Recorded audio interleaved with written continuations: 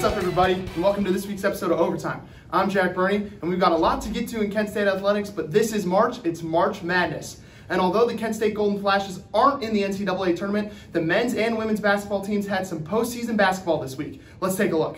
Kent State doing battle with Youngstown State in the first round of the WNIT. Let's pick things up in the first quarter. Lindsay Thal is going to back her way down into the post. Finished with the left hand. Thal had a good game for Kent State with 15 points on the night. But here comes the Youngstown State Penguins. Chelsea Olsen, crossover, goes to her left, hits the floater. Youngstown State took an early lead in the first half in this game. But here come the Golden Flashes. Katie Shoemate, a crossover of her own, drives inside, gets the scoop layup and the foul. She had a chance for a three-point play. And then Shoemate, once again, making things happen for the Golden Flashes. Casey Santoro is going to kick this out, and Shoemate's going to knock down the three, and Kent State getting right back into this game. But Youngstown State would take a 29-21 lead into the half. But here comes Kent State in the second half. Lindsay Thal, reverse layup. She puts it up and in. And then Kent State, once again, making things happen on the offensive end. It's Casey Santoro drives inside. She's going to get to the baseline, kick it out, and that is going to be Claire Kelly who knocks down the three. The Golden Flashes rolling in this one. They went on an 18-2 run to start the third quarter. More from Kent State. Kelly drives inside and finishes with the layup. And the Golden Flashes would keep pouring it on as Kent State is going to win this one. It's their second ever WNIT win. They will move on to face Toledo Monday night. Here's what Coach Starkey had to say after the game. I mean, it's the expectations have changed at Kent State women's basketball, and some people kind of think maybe we're having a down year. We're 19-11. Postseason win. I know we didn't go to the MAC tournament. Everybody was up in arms about how that went and stuff, but at the end of the day, we're still playing and we get an opportunity to keep playing, and that's great for our seniors. The Kent State men's basketball season came to a close this past week in a trip to southern Utah for the collegeinsider.com tournament. The final loss of the season acted as an insult to injury, with the Golden Flashes losing in the MAC championship game to the Akron Zips just last weekend.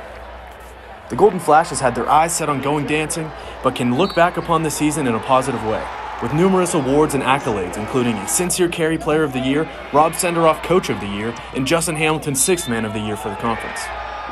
The Flashes went on a historic tear through the middle and end of the season, tallying 14 straight conference wins, earning a 2 seed in the conference tournament. The team will look to build upon the ample success from this season in the upcoming years.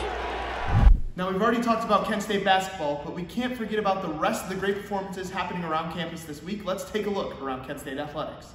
The Kent State Gymnastics team travels to Ypsilanti, Michigan today to face off with all 7 Mid-American Conference schools in the 2022 MAC Championships. The Golden Flashes find themselves riding high after their best meet of the season on Sunday when they posted their 3rd highest score ever and their highest score since 2004. This gave Kent State the victory in the regular season finale, and it allowed Kent State to finish first place and win the MAC regular season title. They are in action today, and you can follow us on Twitter at TV2KSU Sports for updates throughout today's meet.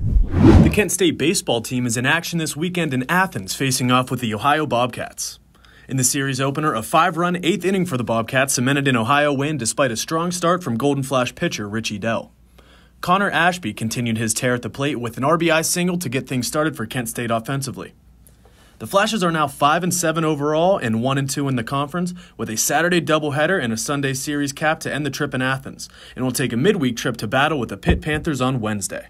On Thursday night, the Kent State Lacrosse team hosted the Youngstown State Penguins in a Mid-American Conference matchup, and it was an offensive explosion for both of these teams as they combined for 41 total goals being scored in the game. Megan Kozar and Jackie Wolford led the Kent State attack with 4 goals apiece, and this game was tied in the final minute, but unfortunately the Penguins came out on top, and Kent State lost a heartbreaker as Lauren Ottensmeyer hit the game-winning goal for YSU with 1 second left in regulation, and Youngstown State got a 21-20 victory. Next up for the Flashes, they are in action today at St. Francis, PA, and right now Kent State leads 4-1 in the first period. Ladies and gentlemen, that's going to do it for this week's episode of Overtime. I've been Jack Berney, but don't you worry. We'll be back next week with more coverage of Kent State athletics, starting with Sports Corner Monday night at 8, only on KentWire.com. I've been Jack Berney, signing off.